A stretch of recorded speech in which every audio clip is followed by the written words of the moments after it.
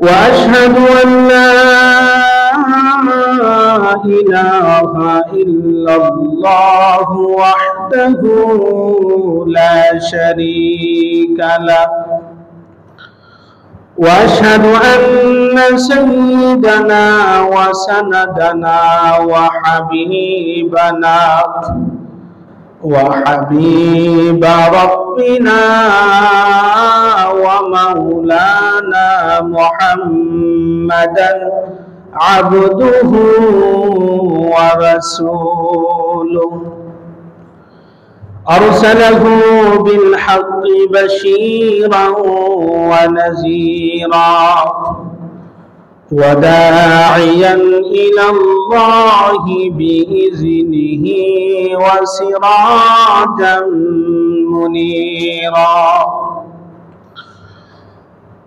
أما بعد فقد قال الله تبارك وتعالى في كلامه المجيد وفي فرقانه الحميد أعوذ بالله من الشيطان الرجيم بسم الله الرحمن الرحيم إن أول بيت وضع للناس للذي ببكة مباركا وهدى للعالمين فيه آيات بينات مقام إبراهيم ومن دخله كان آمنا ولله على الناس حج البيت من استطاع إليه سبيلا ومن كفر فإن الله غني عن العالمين صدق الله العظيم وعن علي رضي الله عنه قال قال رسول الله صلى الله عليه وسلم من ملك زادا وراحلة تبلغه إلى بيت الله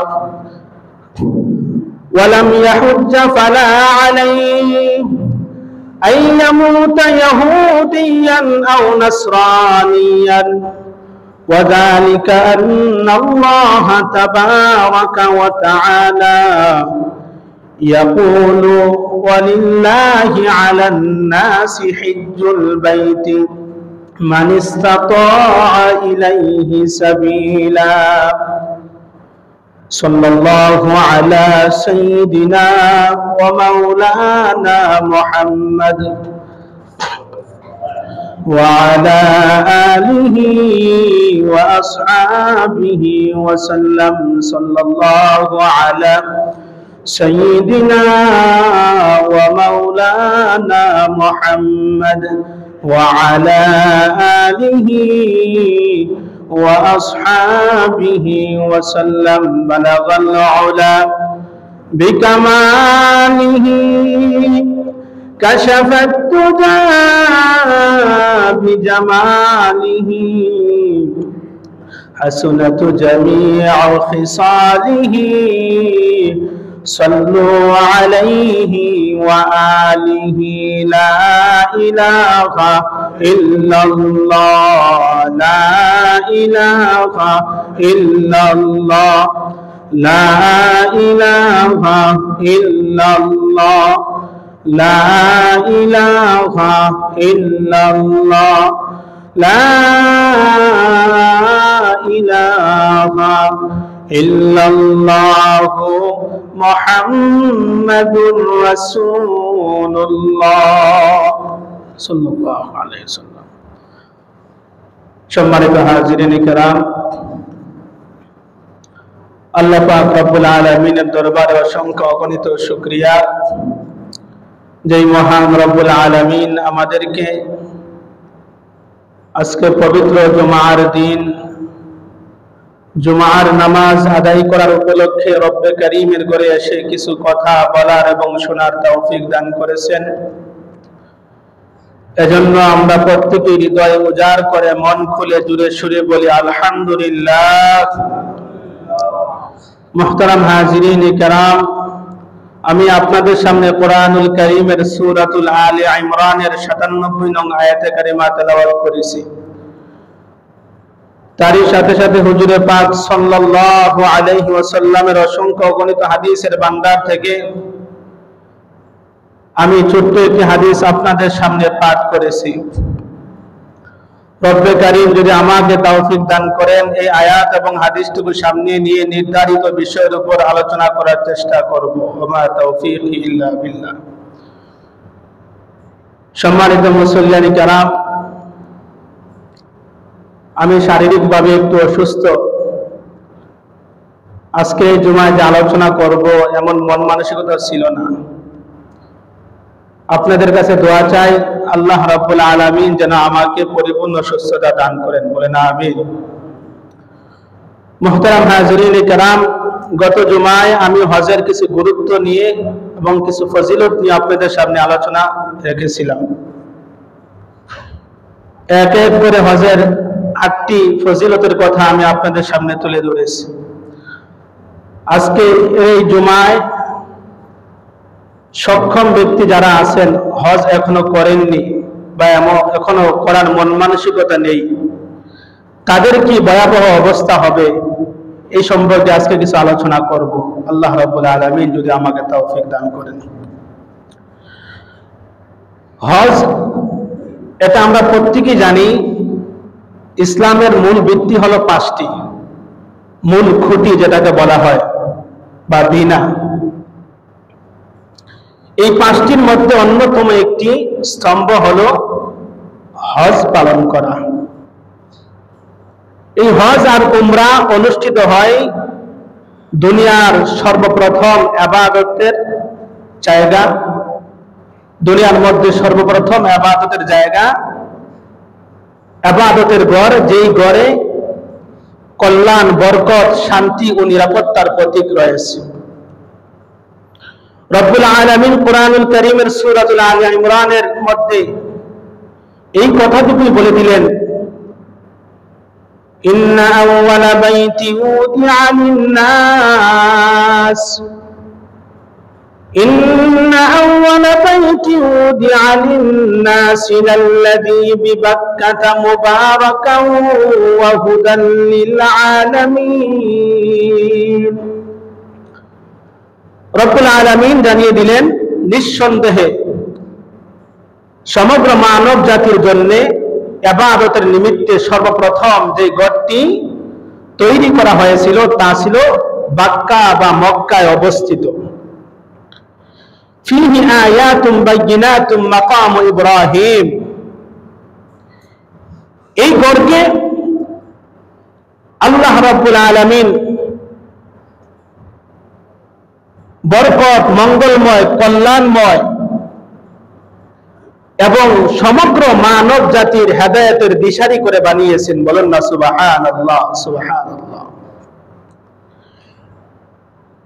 তাতে রয়েছে আল্লাহ রাব্বুল আলামিনের সুস্পষ্ট নিদর্শন সমূহ।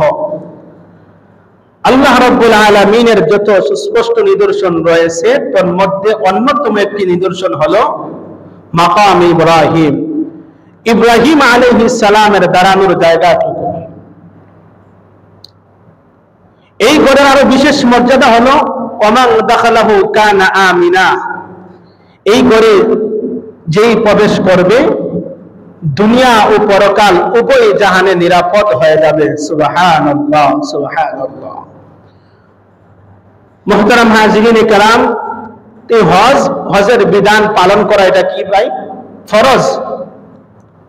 হজের বিধান মানা কি? ফরজ। আর এই হজ অস্বীকার করা এটা কুফর। আল্লাহ রাব্বুল আলামিন বলেন ওয়ালিল্লাহি আলান নাস হিজ্জুল বাইতি মান ইসতাতাআ ইলাইহি সাবিলা। এই ঘরের আরো বিশেষ মর্যাদা হলো মানব জাতির উপর আল্লাহ রাব্বুল আলামিনের সন্তুষ্টির জন্য তাদের উপর এই দায়িত্ব কর্তব্য অর্পিত করা হয়েছে, যাদের এই বাইতুল্লাহ পর্যন্ত পৌঁছার সামর্থ্য রয়েছে, পথ খরচ রয়েছে, যানবাহনের ব্যবস্থা রয়েছে, তারা যেন সেই ঘরের হজ আদায় করে নেয়। সামর্থ্য আছে কিন্তু সে হজ আদায় করেননি, এমন লোক আছে না ভাই? অনেক এমন লোক পাওয়া যাবে, তার এখনো সময় হয়নি। একটা, দুইটা, তিনটা বাড়ির মালিক, দুইটা, তিনটা দোকানের মালিক, একতলা, দোতলা বিল্ডিং এর মালিক, লক্ষ লক্ষ টাকা আছে তার কাছে, কিন্তু সে হজ করলে মনে করে যে আমার টাকা খরচ হয়ে যাবে, আমি দরিদ্র হয়ে যাব। গত জুমায় আলোচনা করেছিলাম, বলেছিলাম যে হজ আদায় করলে, হজ পালন করলে, হজ আর উমরা এগুলোর ফজিলতের মধ্যে একটি ফজিলত হলো অন্যতম যে বান্দার দারিদ্রতা আল্লাহ তাআলা মোচন করে দেয়, তার গুনাহগুলো মোচন করে দেয়। সুবহানাল্লাহ, সুবহানাল্লাহ। তো মুহতারাম হাজিরিন ইকরাম, ওই সক্ষম ব্যক্তি যদি হজ আদায় না করে, আল্লাহ রাব্বুল আলামিন বলেন ওমান কাফারা ফাইন্নাল্লাহা গানিয়্যুন আনিল আলামিন, যারা এই ফরজ বিধান অমান্য করে তাদেরকে তারা জানা উচিত আল্লাহ রাব্বুল আলামিন সমস্ত মানব সৃষ্টিকুলের সম্পূর্ণ মুখাপেক্ষী। সক্ষম ব্যক্তি যারা হজ আদায় করে না তাদের সম্পর্কে সুনানে তিরমিজি শরীফের এক বর্ণনা এসেছে। عن علي رضي الله عنه قال قال رسول الله صلى الله عليه وسلم من ملك زادا وراحلة تبلغه إلى بيت الله ولم يحج فلا عليه أن يموت يهوديا أو نصرانيا وذلك أن الله تبارك وتعالى يقول ولله على الناس حج البيت من استطاع إليه سبيلا। হযরত আলী রাদিয়াল্লাহু আনহু থেকে বর্ণিত, তিনি বলেন রাসূল আকরাম সাল্লাল্লাহু আলাইহি ওয়াসাল্লাম ইরশাদ করেছেন, যে ব্যক্তি হজ পালন করতে পথ খরচ, তার যানবাহনের সক্ষমতা রয়েছে, তার পথ খরচের ব্যবস্থা রয়েছে, যানবাহনের ব্যবস্থা রয়েছে, অথচ সে হজ আদায় করেনি, যার সক্ষমতা রয়েছে, যানবাহনের ব্যবস্থা রয়েছে, সক্ষমতা রয়েছে তারপরে সে হজ আদায় করেনি, রাসূল বলেন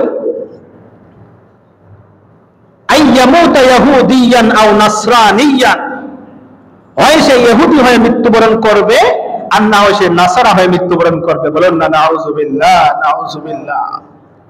তিরমিজি শরীফের হাদিস। এটার কারণ হলো ওয়াযালিকা আন্নাল্লাহ তাবারাকা ওয়া তাআলা, আল্লাহ মহান রব্বুল আলামিন বলেন ওয়ালিল্লাহি আলান নাসি হিজ্জুল বাইতি মান ইসতাতাআ ইলাইহি সাবিলা। উনি কি বলতেছেন? ফ্যানটা দিয়ে দাও।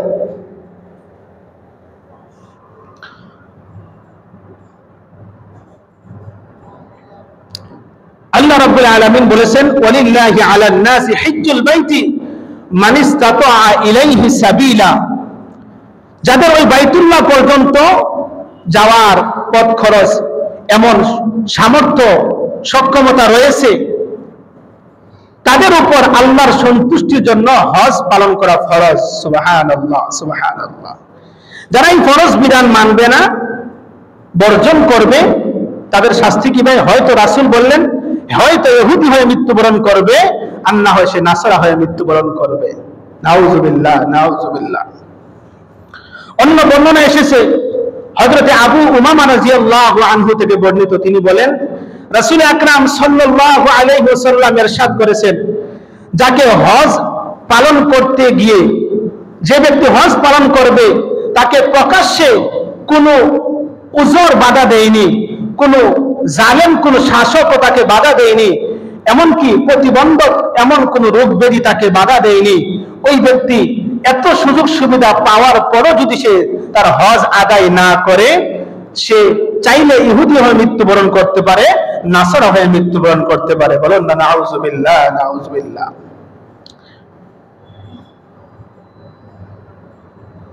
হযরত ওমর ইবনে খাত্তাব রাদিয়াল্লাহু আনহুমা তিনি তো অমুসলিম ঘোষণাই দিয়েছেন।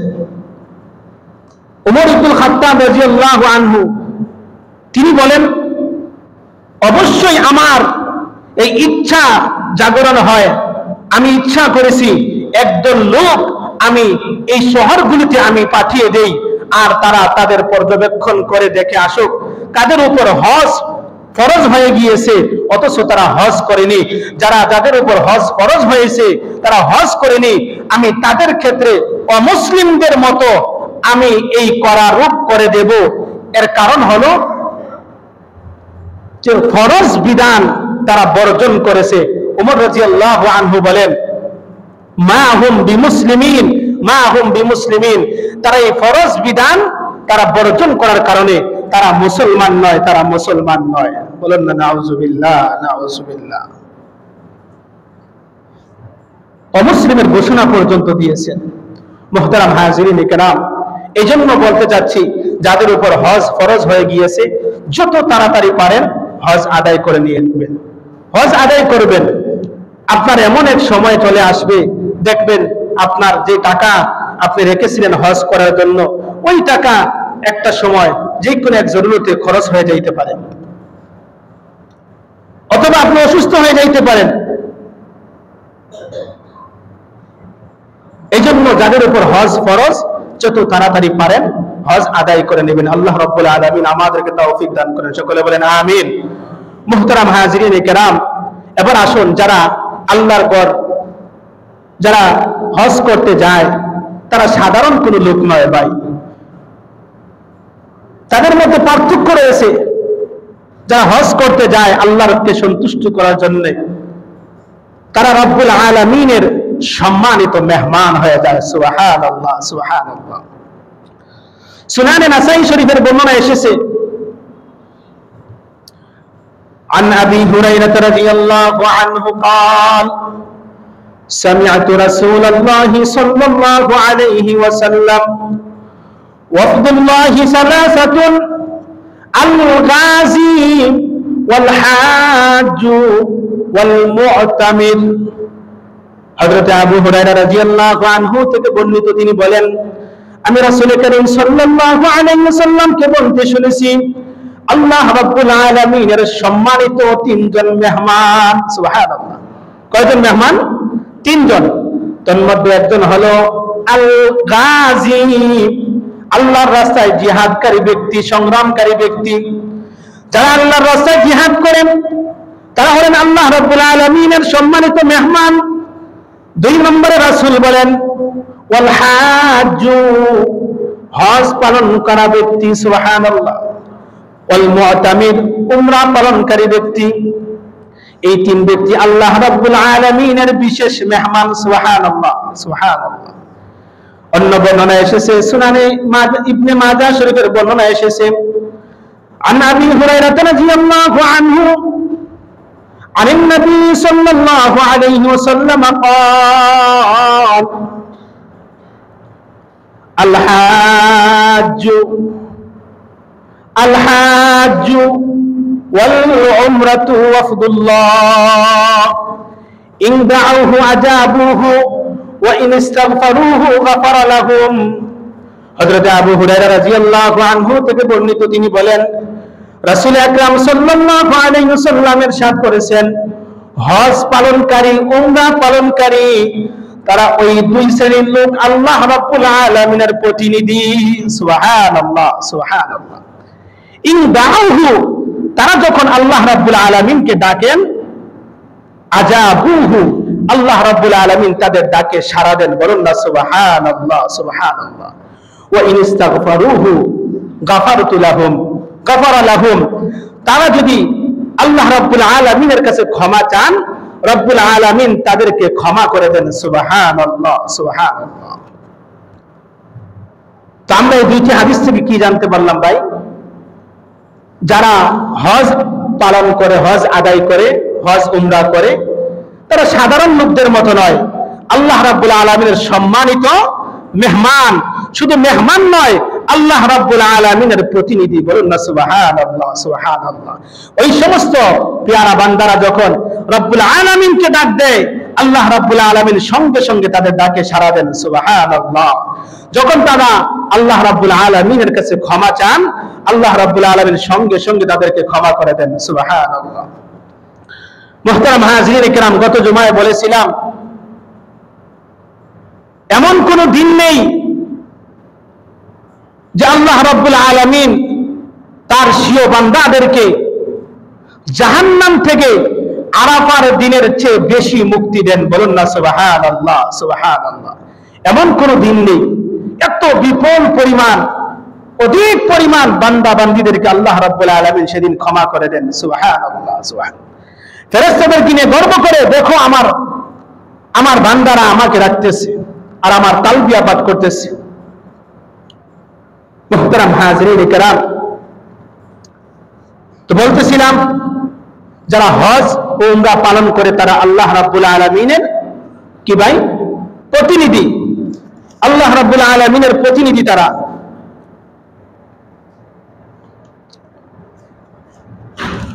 হাজী সাহেব যখন হজের মধ্যে যখন তালবিয়া পাঠ করে, তালবিয়া তো চিনেন, লাব্বাইক আল্লাহুম্মা লাব্বাইক, লাব্বাইক লা শারীকা লাক লাব্বাইক, ইন্নাল হামদা ওয়ান নি'মাতা লাকা ওয়াল মুলক লা শারীকা লাক।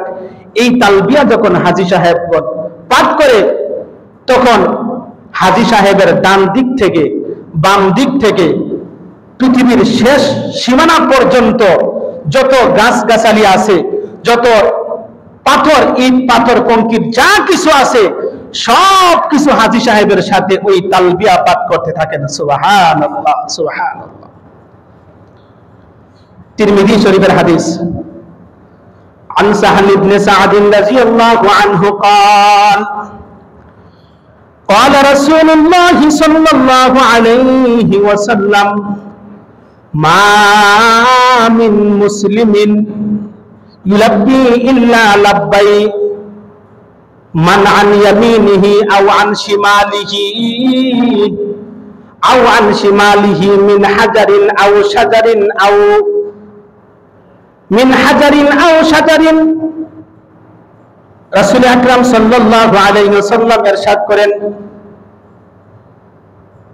এমন কোন মুসলমান নেই যে মুসলমান তালবিয়া পাঠ করে আর তার সাথে তার ডান দিক এবং বাম দিক, এদিক ওদিক, পৃথিবীর শেষ সীমানা পর্যন্ত,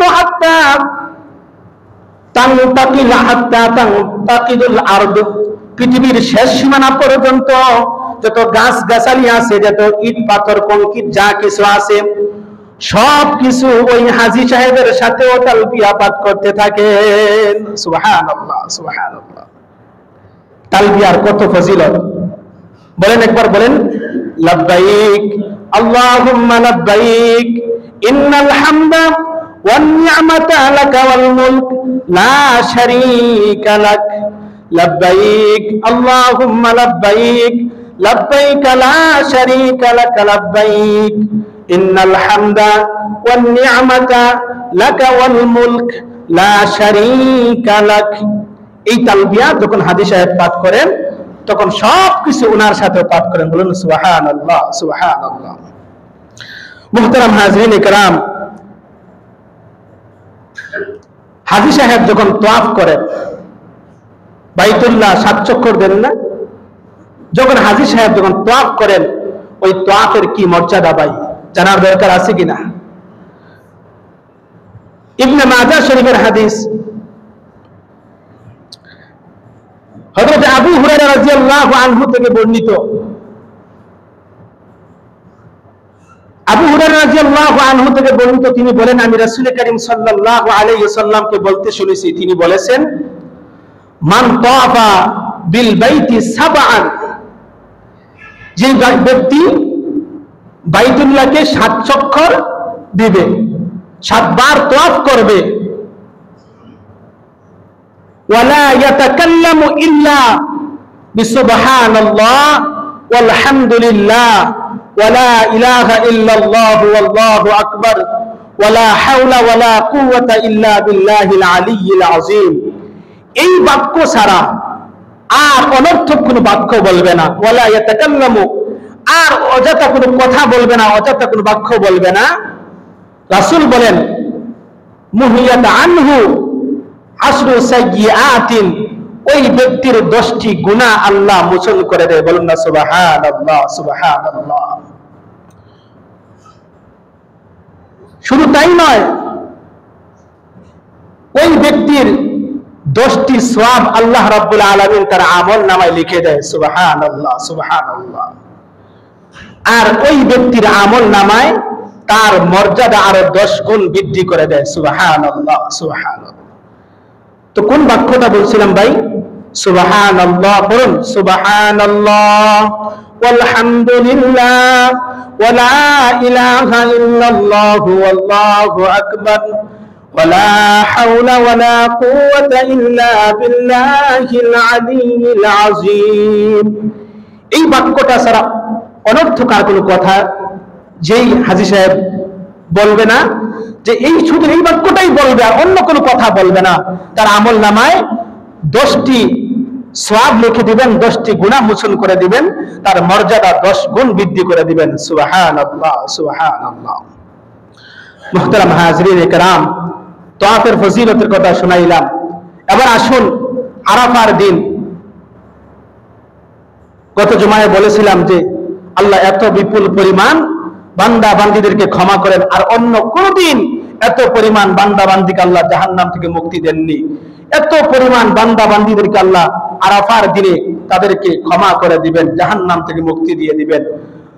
আরাফার দিনের অন্যতম একটি বৈশিষ্ট্য হলো, মর্যাদা হলো, তিরমিজি শরীফের বর্ণনা এসেছে, ক্বালা রাসূলুল্লাহ সাল্লাল্লাহু আলাইহি ওয়াসাল্লাম, রাসূল আকরাম সাল্লাল্লাহু আলাইহি ওয়াসাল্লাম ইরশাদ করেছেন, খায়রুদ দুআই দুআউ ইয়াউমি আরাফা, সর্বোত্তম দোয়া হচ্ছে আরাফার দিনের দোয়া। সুবহানাল্লাহ, সুবহানাল্লাহ। খায়রুদ দুআই দুআউ ইয়াউমি আরাফা, সর্বোত্তম দোয়া হচ্ছে আরাফার দিনের দোয়া। আরেকটি বিশেষ মর্যাদা হলো হাজরে আসওয়াদ। আমরা অনেকে এটাকে স্পর্শ করে চুম্বন খাই, যারা হজে গিয়েছেন, উমরা করেছেন, এটার মধ্যে চুম্বন খাই। এটার বিশেষ মর্যাদা হলো, ইবনে মাজাহ শরীফের বর্ণনা এসেছে, হযরতে ইবনে আব্বাস রাদিয়াল্লাহু আনহুমা থেকে বর্ণিত, ইবনে আব্বাস রাদিয়াল্লাহু আনহুমা থেকে একটি হাদিস বর্ণিত রয়েছে। তিনি বলেন, রাসূল আকরাম সাল্লাল্লাহু আলাইহি ওয়াসাল্লাম ইরশাদ করেছেন যে আল্লাহর শপথ, ওই হজরে আসওয়াদ সম্পর্কে তিনি যখন বলেন, শপথ খেয়ে বলেছেন, আল্লাহর শপথ খেয়ে বলি যে এই হজরে আসওয়াদকে কিয়ামতের দিন আল্লাহ রাব্বুল আলামিন এই পাথরটাকে এমন অবস্থায় তুলবেন যে তার 2টা চোখ থাকবে, যা দিয়ে সে দেখতে পাবে। বলুন না সুবহানাল্লাহ, সুবহানাল্লাহ। শুধু তাই নয়, ওয়া লিসানুন ইয়ানতিকু বিহি, তার জিহ্বা থাকবে, তার জবান থাকবে, যা দিয়ে সে কথা বলতে পারবে। ইয়াশহাদু আলা,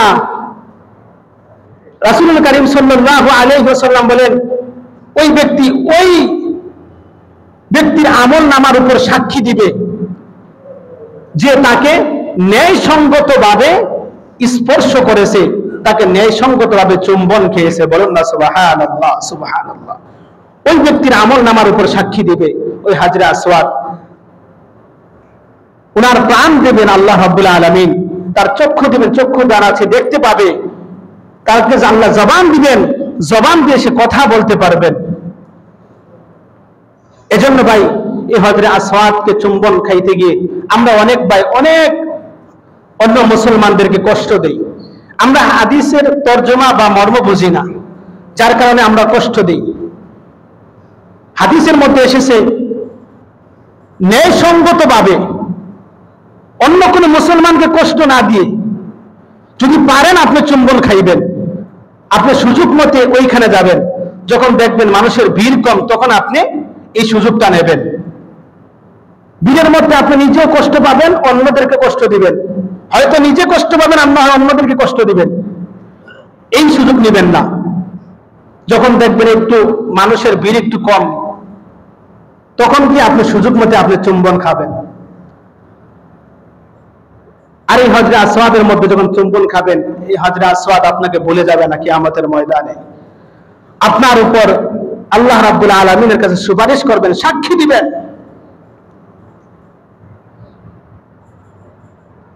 মুহতারাম হাজিরিন কিরাম, গত জুমার এই জুমা, দুই জুমা এই হজ সংক্রান্ত আলোচনা করেছি। হজের আরো অনেক বিষয়গুলো রয়েছে, যদি কোনো ভাই জানার ইচ্ছুক থাকেন উলামায়ে কেরামদের কাছ থেকে জিজ্ঞাসা করে নেবেন। আল্লাহ রাব্বুল আলামিন এত সময় যে আলোচনা করেছি এগুলো জেনে বুঝে আমল করার তৌফিক দান করেন, সকলে বলেন আমিন। বিশেষ করে যে সমস্ত ভাইদের উপর হজ ফরজ হয়ে গিয়েছে, আল্লাহ তাদেরকে অতি দ্রুত হজ আদায় করার তৌফিক দান করেন, সকলে বলেন আমিন। যারা গিয়েছেন তাদেরকে আল্লাহ বারবার ওই বাইতুল্লাহ জিয়ারত করার তৌফিক দান করেন, বলেন আমিন। যারা যাওয়ার ইচ্ছুক, আল্লাহ রাব্বুল আলামিন যাদেরকে যাওয়ার ইরাদা করেছেন, ইচ্ছা পোষণ করেছেন, আল্লাহ রাব্বুল আলামিন যেন ওই বাইতুল্লাহ পর্যন্ত সহি সালামতে আসানের সাথে যেন ওই দীর্ঘ পথ যেন আল্লাহ সহজ করে দেন, বাইতুল্লাহ পর্যন্ত পৌঁছে দেন, সকলে বলেন আমিন সুম্মা আমিন। ওয়া আখিরু দাওয়ানা আনিল হামদুলিল্লাহি রাব্বিল আলামিন।